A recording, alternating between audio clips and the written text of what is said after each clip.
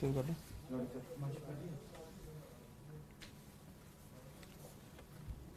नमस्कार साथियों, बीते 50 दिन से देश का किसान, हमारे बड़े बुजुर्ग, नौजवान, सब लोग दिल्ली पे, लाखों लोग दिल्ली की दहलीज पर बैठे हैं और 3 काले कानून जो मोदी सरकार ने हम सब पे थोपने का काम किया है, उसे वापस कराने के लिए, उसे रद्द कराने के लिए एक आंदोलन कर रहे हैं। बीते 50 दिनों में 67 से ज्यादा वीर किसानों ने शहादत दी, कुर्बानी दी और सर्वोच्च बलिदान देते हुए अपने प्राणों की आहुति दी इस आंदोलन में। 67 से ज्यादा, यानी कि रोजाना 1 से ज्यादा व्यक्ति की मौत इस संघर्ष में हो रही है। हमने देखा कि कल सुप्रीम कोर्ट का एक ऑर्डर आया और इन 3 काले कानूनों के संदर्भ में सुप्रीम कोर्ट ने कुछ कुछ बातें कही। उन बातों पे आने से पहले मैं आज एक बार फिर से पुरजोर तरीके से, पूरी मजबूती के साथ आम आदमी पार्टी की, अरविंद केजरीवाल जी की मांग, उनकी डिमांड आप सबके सामने रखना चाहता हूं। देश की सरकार, मोदी सरकार के सामने रखना चाहता हूं कि ये 3 काले कानून खारिज कीजिए। ये 3 काले कानून खारिज करने की शक्ति मोदी सरकार के पास है। मोदी सरकार ये 3 काले कानून खारिज कर सकती है और किसी के हस्तक्षेप की कोई जरूरत बिल्कुल भी नहीं है। मैं आपको यह बताना चाहूंगा कि 8 राउंड की बातचीत के बाद जो मोदी सरकार के तमाम वजीर, जिसमें कृषि मंत्री तोमर साहब, पीयूष गोयल साहब, कई सारे बड़े बड़े मंत्री मोदी सरकार के शामिल थे, उन्होंने किसान संगठनों के नेताओं के साथ 8 बार बात करने की कोशिश करी, 8 बार बात करी और बातचीत किसी निष्कर्ष पे नहीं पहुंची, क्योंकि मोदी सरकार की नीयत में खराबी है।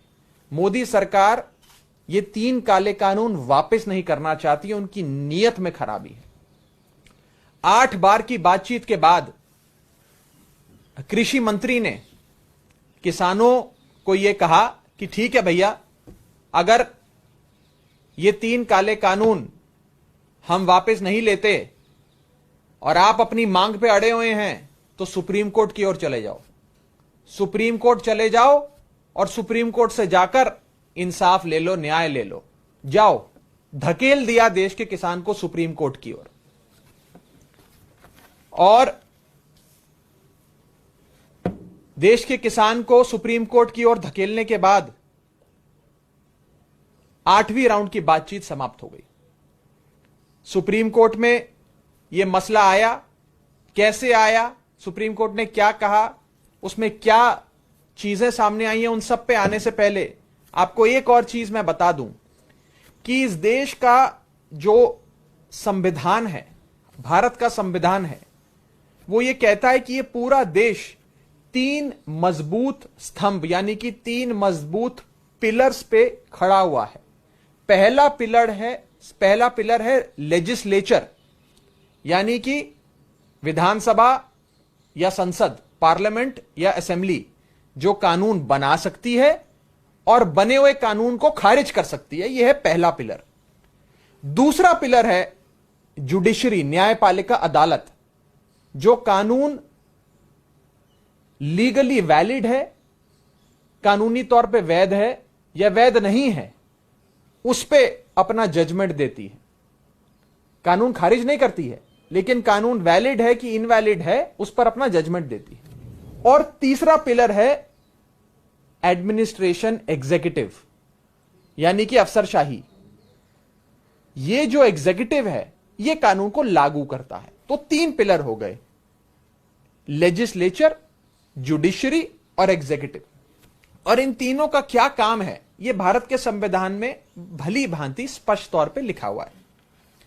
अब हम देखते हैं कि सुप्रीम कोर्ट के सामने यह मसला आता है और सुप्रीम कोर्ट, जहां केंद्र सरकार को डांट भी लगाता है, फटकार भी लगाता है, लेकिन एक 4 मेंबर की कमेटी बना देता है।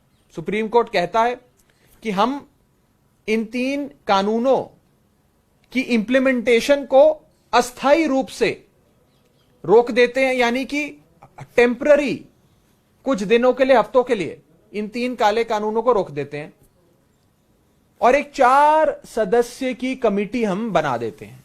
इन 4 सदस्य की कमेटी के सामने किसान जाएं, अपनी बात रखें और न्याय लें।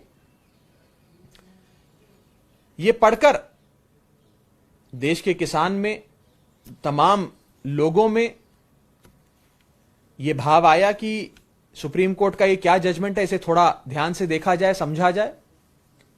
और जब थोड़ा बहुत होमवर्क हमने भी किया, किसानों ने भी किया, सब लोगों ने किया, देश की आवाम ने किया, जनता ने किया, पंजाब सूबे के लोगों ने किया, तो यह पाया कि ये जो 4 लोग इस कमेटी के सदस्य बनाए गए हैं, मेंबर्स बनाए गए हैं, ये चारों मेंबर्स तो इस कानून के समर्थन में हैं।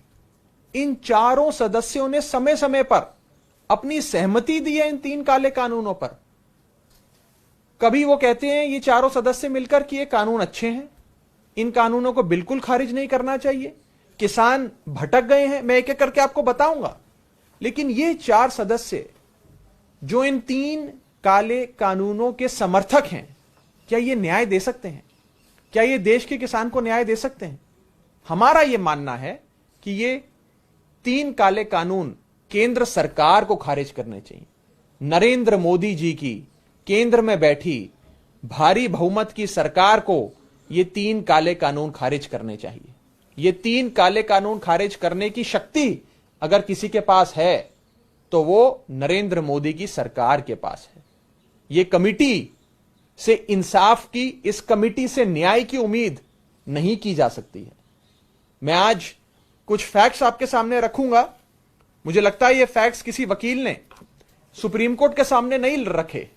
अगर रखे होते तो शायद ये कमेटी का गठन ही ना होता। क्योंकि सुप्रीम कोर्ट के सामने ये फैक्ट्स नहीं रखे गए, आज ये हमारी ओर से भी, आम आदमी पार्टी की ओर से भी ये जरूरी हो जाता है कि हम ये फैक्ट्स आपके सामने रखें। पहले सदस्य इस कमेटी के अशोक गुलाटी जी। अशोक गुलाटी जी सदैव से ये कहते आए हैं, जब से ये 3 काले कानून बने तब से न्यूज डिबेट पे, अखबार में आर्टिकल लिखकर, इंटरव्यू के माध्यम से, सोशल मीडिया, फेसबुक, ट्विटर के माध्यम से लगातार ये कहते आए हैं कि ये 3 काले कानून, वो काले नहीं कहते हैं, वो तो कहते हैं 3 कानून अच्छे हैं, ये किसान को आजादी देंगे और देश का विपक्ष यानी कि ऑपोजिशन पार्टियां जो हैं वो किसान को भटकाने की कोशिश कर रही हैं। किसान शायद भटक गए हैं और किसान अपना फायदा नहीं समझ पा रहे हैं। ये 3 काले कानून बड़े अच्छे हैं। ये पहले सदस्य हैं माननीय अशोक गुलाटी जी जो कहते हैं। अगर इनका दरवाजा देश का किसान खटखटाएगा तो क्या न्याय की उम्मीद की जा सकती? आप मुझे बताइए, क्या न्याय अशोक गुलाटी जी दे पाएंगे देश के किसान को? दूसरे सदस्य पीके जोशी, प्रमोद कुमार जोशी। प्रमोद कुमार जोशी जी कहते हैं, सबसे पहले ये कहते हैं कि ये 3 काले कानून बेहद अच्छे हैं। 3 काले कानूनों से किसान को फायदा भी होगा और कहते हैं कि न्यूनतम समर्थन मूल्य, जिसे हम MSP कहते हैं, मिनिमम सपोर्ट प्राइस, ये फीजिबल ही नहीं है देना, संभव ही नहीं है। सरकार को किसान से खरीद बंद कर देनी चाहिए और ये न्यूनतम समर्थन मूल्य बिल्कुल अच्छा आइडिया नहीं है, इसे बिल्कुल लागू नहीं करना चाहिए। इसके लिए सरकार को एक बहुत बड़ा प्रोक्योरमेंट नेटवर्क बनाना पड़ेगा जिसकी कोई आवश्यकता नहीं है। और यह भी कहते हैं पीके जोशी साहब कि अगर ये 3 काले कानूनों को थोड़ा सा डाइल्यूट भी किया गया, यानी कि इनको कमजोर किया गया, खारिज तो दूर की बात है, अगर ये 3 काले कानून डाइल्यूट भी करे गए, कमजोर भी करे गए, तो भी भारत की अंतर्राष्ट्रीय मंच पर बहुत हानि होगी, भारत का बड़ा नुकसान होगा वर्ल्ड वाइड, ग्लोबल एनवायरनमेंट में, ग्लोबल मार्केट में। यह पीके जोशी साहब कहते हैं। अब क्या पीके जोशी साहब से देश का किसान न्याय की उम्मीद कर सकता है, जिनके ये स्टैंड हैं, जिनका ये मत है, जिन्होंने समय समय पर यह बात कही? मैं तीसरे सदस्य पर आता हूं। तीसरे सदस्य इस कमेटी के हैं श्री अनिल घनवत साहब। अनिल घनवत साहब इन 3 कानूनों के बनने के बाद केंद्र में बैठी मोदी सरकार को लिखित में मेमोरेंडम देते हैं और अपना समर्थन इन 3 काले कानूनों के हक में दर्ज कराते हैं। ये आगे कहते हैं कि एपीएमसी जो है इसे खत्म कर देना चाहिए। एपीएमसी किसान को कमजोर करती है और कहते हैं कि अगर इन 3 काले कानूनों को लागू अच्छे से किया गया तो ये किसान को बहुत आजादी देंगे। इससे बेहतर चीज कभी हुई नहीं, ये बहुत अच्छे कानून हैं।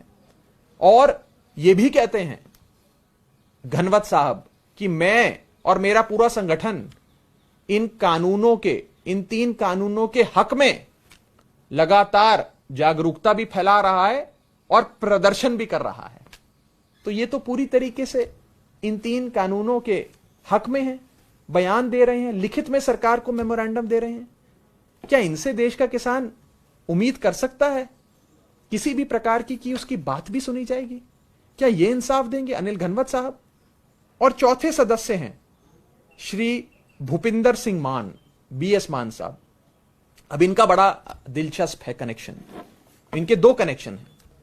पहला कनेक्शन तो यह है कि बीएस मान साहब ने 14 दिसंबर को, अभी पिछले महीने की 14 दिसंबर को लिखित में एक चिट्ठी दी देश के प्रधानमंत्री के नाम और कहा कि मैं और मेरा पूरा संगठन इन 3 कानूनों का समर्थन करता है। उन्होंने कहा कि ये 3 कानून बिल्कुल भी खारिज नहीं होने चाहिए।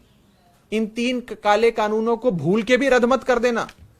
और ये जाकर एग्रीकल्चरल मिनिस्टर जो हमारे देश के हैं श्री तोमर साहब, उनसे भी मिले और उनको भी कहा कि मैं और मेरा पूरा संगठन आपके समर्थन में है, आपके साथ खड़ा है और इन 3 कानूनों के हक में खड़ा है।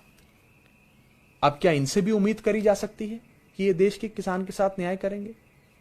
बीएस मान साहब का एक और कनेक्शन है। आम आदमी पार्टी सदैव से यह बात कहती आई है कि कैप्टन अमरिंदर जो पंजाब सूबे के मुख्यमंत्री हैं वो भाजपा से मिले हुए हैं, वो मोदी जी के एजेंट के रूप में काम कर रहे हैं। और आपको कई सारे सबूत हमने समय समय पर दिए और आज एक और सबूत हम देने जा रहे हैं। वो है कि बीएस मान जो सुप्रीम कोर्ट द्वारा गठित कमेटी के सदस्य हैं, ये कैप्टन अमरिंदर के बहुत बड़े समर्थक, पुराने साथी रहे हैं। इन्होंने 2017 के चुनाव में कैप्टन साहब के लिए वोट भी मांगे। इनके बेटे को कैप्टन अमरिंदर ने पंजाब पब्लिक सर्विस कमीशन का सदस्य बनाया। इनके बेटे को कैप्टन साहब ने अपने आईटी सेल पंजाब कांग्रेस के उसका अध्यक्ष बनाया, मैनिफेस्टो ड्राफ्ट करवाया पंजाब का कांग्रेस पार्टी का। और कैप्टन अमरिंदर के बेहद करीबी माने जाने वाले बीएस मान साहब आज इस समिति का सदस्य भी बन जाते हैं। इससे मोदी जी और कैप्टन अमरिंदर साहब की सांठगांठ, उनकी दोस्ती, उनके रिश्ते, उनका नेक्सस और साफ हो जाता है, दिन प्रतिदिन साफ होता नजर आ रहा है। किस प्रकार से कैप्टन साहब ने बीएस मान साहब को इस समिति का सदस्य भी बनवाया। और मैं आपसे पूछना चाहता हूं कि ये 4 लोग जिनके बारे में मैंने आपको डिटेल में बताया, विस्तार से उनके मतों के बारे में बताया, उनकी पिछले 6-7 महीनों में क्या इन 3 काले कानूनों के बारे में प्रतिक्रिया रही है, उसके बारे में बताया। क्या हम लोग, क्या देश का किसान इन 4 लोगों से न्याय की उम्मीद भी कर सकता है? क्या ये 1% जस्टिस कर पाएंगे देश के किसान के साथ? हमारा मानना नहीं हो पाएगा। और हमारा यह भी मानना है कि ये काम देश के प्रधानमंत्री को करना चाहिए, ये काम केंद्र सरकार को करना चाहिए। और आम आदमी पार्टी के मुखिया, आम आदमी पार्टी के प्रधान अरविंद केजरीवाल जी साफ तौर पे ये मांग करते हैं कि ये 3 काले कानून केंद्र में बैठी मोदी सरकार खारिज करे। ये और किसी के खारिज होते खारिज नहीं होगा, ये मोदी सरकार को, केंद्र में बैठी सरकार को खारिज करना होगा। ये हमारी सबसे बड़ी मुख्य मांग है। इसी के साथ साथ हम चाहेंगे कि देश के प्रधानमंत्री किसानों के साथ जो अगली बैठक है 15 जनवरी की, उसमें आए, खुद देश के प्रधानमंत्री आए। मोदी जी पर्दे के पीछे रहकर काम ना करें, फोन के माध्यम से प्रॉक्सी के जरिए, प्रॉक्सी मंत्रियों के जरिए, प्रॉक्सी अफसरों के जरिए, प्रॉक्सीज के जरिए काम ना करें, खुद सामने आए और देश के किसान से बात करें, देश की किसान की मांगों को स्वीकारें और ये 3 काले कानूनों को पूरी तरीके से रद्द करें।